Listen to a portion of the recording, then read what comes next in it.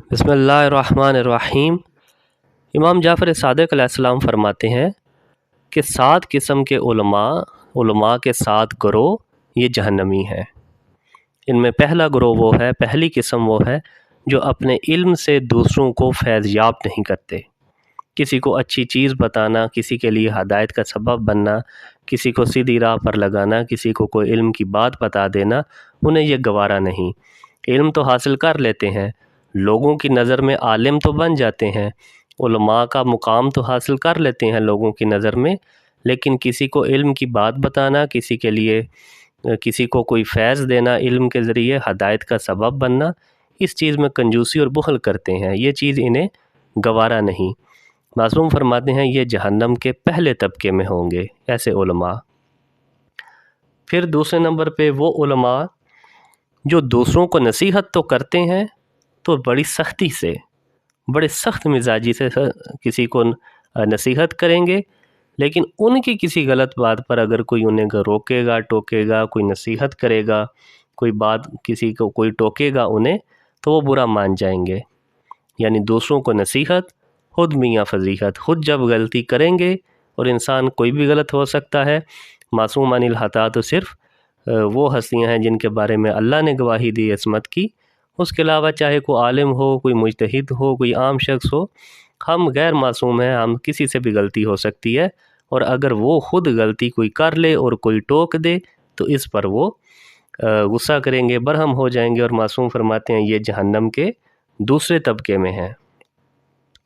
تیسرا وہ علماء جو علمی فائدہ صرف دولت مند کو پہنچاتے ہیں، غریب اور مسکین کو اس لائق نہیں سمجھتے۔ مجلس وہاں پڑھتے ہیں کہ جہاں سے اچھی اور موٹی تگڑی فیس ملنے کی امید ہو یا ملتی ہو۔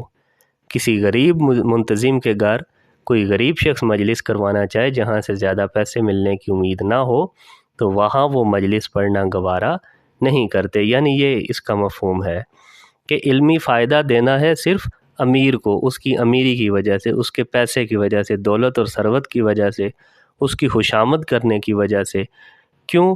اس لیے کہ ان علماء میں جو علماء نما ہیں، عالم بس بظاہر ہیں، ان کے دل میں حب دنیا ہے، حب مال ہے۔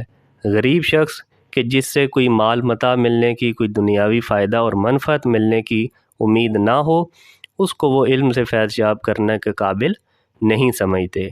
علم کا فائدہ اسے دیتے ہیں کہ جو امیر ہو، دولت مند ہو۔ معصوم فرماتے ہیں یہ لوگ ایسے علماء جہنم کے تیسرے طبقے میں ہوں گے۔ چوتھا فرمایا کہ وہ علماء جو شاہی مزاج رکھتے ہیں کہ اگر ان کی کسی بات پر اعتراض کیا جائے یا ان کی خدمت میں کوئی کمی کوتاہی رہ جائے تو برہم ہو جاتے ہیں۔ شاہانہ پروٹوکول چاہیے انہیں، منتظمین کی صورت میں یا طالب علم کی صورت میں یا ارد گرد جو حلقہ احباب ہو اس صورت میں گویا کہ خادم درکار ہیں، خدمت گزار ہوں، اور خدمت میں کسی قسم کی کوئی کمی نہ آنے پائے، اور اگر کوئی کمی آ جائے تو سمجھتے ہیں کہ ہماری شان میں فرق آ گیا، برہم ہو جاتے ہیں، غصہ کرتے ہیں۔ ایسے علماء معصوم فرماتے ہیں جہنم کے چوتھے طبقے میں ہوں گے۔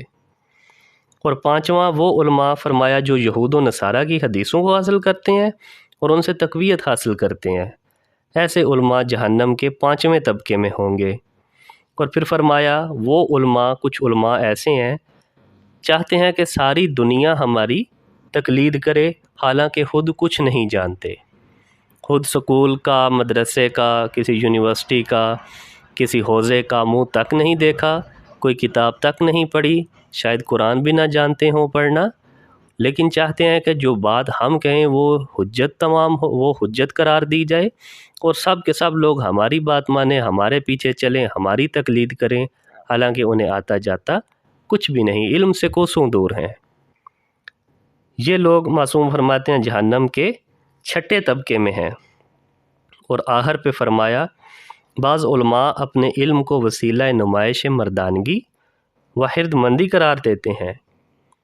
کچھ علماء ایسے بھی ہیں علم اس لیے حاصل کرتے ہیں کہ اپنی واہ واہ کروائیں، شہرت بنوائیں، لوگوں کی نظر میں بلند مقام حاصل کریں، نمائش کریں، دکھاوا اور ریاکاری کریں، اس لیے کہ ان لوگوں کے دل میں، ان مریض لوگوں کے دل میں حب شہرت، حب دنیا ہے، اور حب دنیا میں پھر حب شہرت کے لالچی ہیں۔